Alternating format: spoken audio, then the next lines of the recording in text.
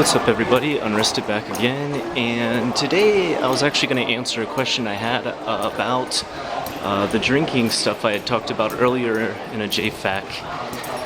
And people asked me about different drinks in Japan, which I actually had already covered in another JFAQ, so I'm not going to exactly go into that again. But what I do want to go into is talking about drinking with people at your job. And this is kind of a age tradition here in Japan, and that is the enkai, or the drinking party, going out and drinking with the people that you work with to get to know them better, to unwind with them, and to create more camaraderie at the job you work at.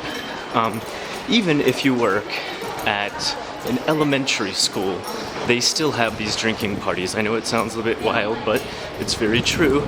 And usually when you first start work, within the first couple of months of work, whoever is designated as your liaison, I should say, will usually let you know when this party is. And they'll usually let you know that there's a certain cost. Don't be surprised if it's a little bit expensive, anywhere from gosen to ichiman, and that's about $50 to $100. Yeah, it's going to be expensive, and it's a set meal at a place that you'll go to, and lots of drinking involved. And pretty much if you just go to that, you'll be okay. You can hang out and enjoy the first party, and then they'll continue on to optional places. And by optional, I mean you don't really need to keep going from place to place, but if you do, you'll find you have a lot of fun. This is when they get into stuff that is kind of past the formal dinner part and into the part of going to karaoke bars, going into different bars that they want to drink at, shop bars as they have here in Japan's darts bars, two different types of places. And that's kind of where you really start to get to know the people you work with. They kind of finally unwind, because you'll find at work, the Japanese in general, when work starts, they work. I mean, they have a special working attitude almost, where it's non-stop, on-the-job professionalism. And that doesn't quit until they do finally unwind with you at these drinking parties. And that's a good time to get to know them, to get to see their true personality.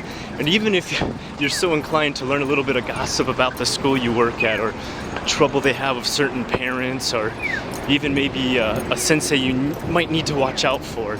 Not saying that every school has that, but there are times where you might have that.